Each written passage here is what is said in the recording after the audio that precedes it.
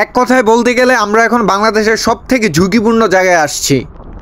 উফ ভাই, বিশ্বাস করেন বৃষ্টি বাতাস এবং সমুদ্রের লবণাক্ত ঠান্ডা পানির কারণে আমার হাত পা একেবারে জমে যাচ্ছে। আজকের এই বৃষ্টি বাতাস এবং মেঘলা আবহাওয়া দেখে আমার মনে এক ধরনের ভালোবাসার আভাস সৃষ্টি হয়েছে। কোনো একদিন আমি এবং আমার জীবন সঙ্গী ঠিক এমন একটি ওয়েদারে হারিয়ে যাব পাহাড়ের মাঝে। বৃষ্টি ভেজা রাতে আমি তোমায় নিয়ে যাব, হাতটা ধরে পথটা ভুলে মনের কথা কব। হ্যালো, আসসালামু আলাইকুম, সবাই কেমন আছেন? আশা করছি সবাই ভালো আছেন। আমি কুমিল্লার মাসুদ আর আপনারা দেখছেন Masud daily blog. So let's start the ঘপাঘপ।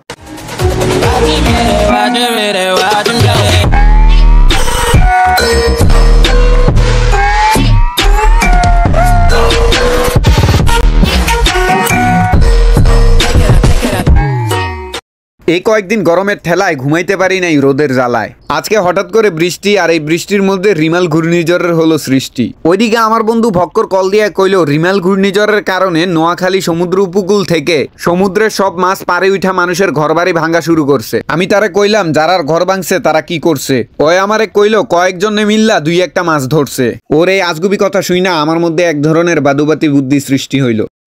আবার অন্যদিকে আমার দুঃসম্পর্কের তালতো বোনের মেয়ের জামাইর শ্বশুর কালকে আইবো আমগো বাড়িতে। চিন্তা করতেছি নোয়াখালী গিয়া কয়েকটা মাছ ধরে পুড়িয়ে দেবো ওনার গাড়িতে।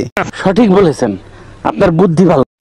যাই হোক, সবকিছুই তো আপনি করে কইলাম। এখন নোয়াখালীর দিকে যাইতে আসি, সাথে আমার বন্ধু আর আমার নানার বড় মায়ের পোলারে লইলাম। আমরা নোয়াখালী উপকূলের একদম কাছাকাছি চলে আসছি। এখানে এসে দেখতেছি মানুষ মাছ ধরাধরি নিয়ে ব্যস্ত। দেখি ওনারা কি করে। ভাই মাছ পাওনি? মাছ মাছ সবাই ব্লগে আর আমি জাল বুঝ করে জাল খেমাইতে হারি হালদা হালদি করি লেটার লগে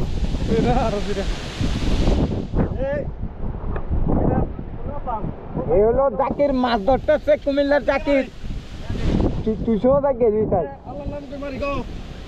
দেখছি তো মারবো।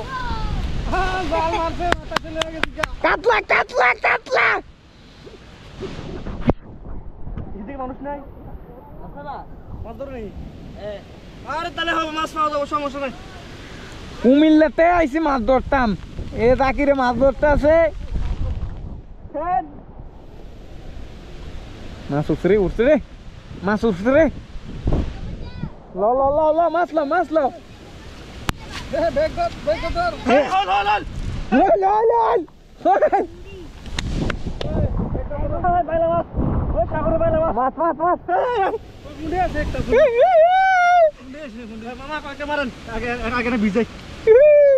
সাগরের মাছ, সাগরের মাছ।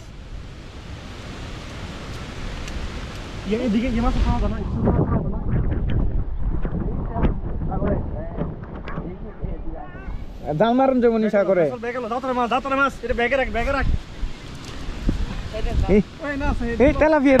গাইস দেখেন এখানে পিচ্ছি বলা মাছ ধরে, ওখানে দুইজন, ওখানে কাকু মাছ ধরে।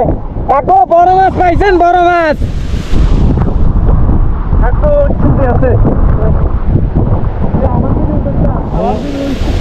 আর সমস্যা নাই।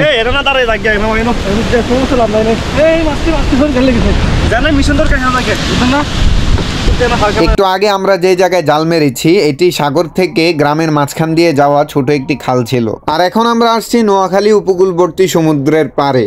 আর ঠিক এখান থেকেই চর বা খালের মাধ্যমে সমুদ্র থেকে নোয়াখালীর ভিতরে মাছ প্রবেশ করে। এক কথায় বলতে গেলে আমরা এখন নোয়াখালী সমুদ্র উপকূলের একটি ঝুঁকিপূর্ণ জায়গায় আছি। সমুদ্রের পারে আসার পর বৃষ্টি বাতাস এবং সমুদ্রের লবণাক্ত ঠান্ডা পানির কারণে আমার হাত পা একেবারে জমে যাচ্ছে। এই সমুদ্রের পারে কয়েক সেকেন্ড দাঁড়ানোর পরে আমার কাছে মনে হলো আল্লাহর সৃষ্টি কত বড়, কত সুন্দর। আসলে সমুদ্র যতটা না সুন্দর তার থেকেও বেশি ভয়ঙ্কর। আচ্ছা যাই হোক, আমি আপনাদেরকে সাগরের ভিউ দেখাতে গিয়ে পড়ে মরতে চাই না। যে কাজের জন্য আসছি ওই কাজে লেগে পড়ি।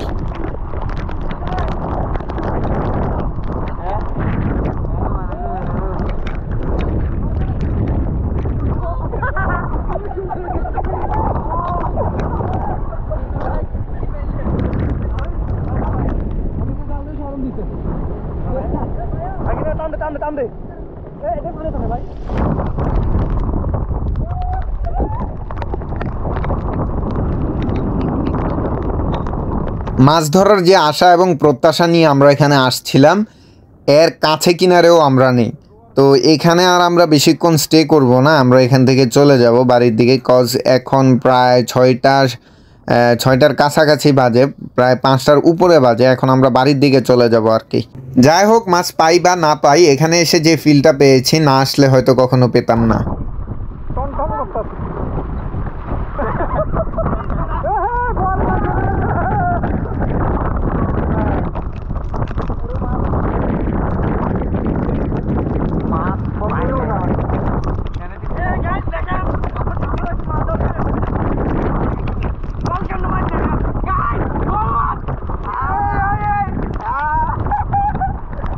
সো এখানে কিছু সময় মজমাস্তি করার পর এখন আবার আমরা বাড়ির দিকে রওনা হচ্ছি। মাছ পাই বা না পাই, তিনজনে যে পরিমাণ চিল করছি এটা বলে বিশ্বাস করানো যাবে না। বাড়ির দিকে যাওয়ার সময় কিছুক্ষণ যাওয়ার পর এই সুন্দর একটি ব্রিজের দেখা আমরা পাই, যার ভিউটা খুবই সুন্দর ছিল। কথা বলতে বলতে ভিডিওটা বেশ অনেক বড় হয়ে গিয়েছে। তো সবাই ভালো থাকবেন, সুস্থ থাকবেন, আল্লাহ হাফেজ।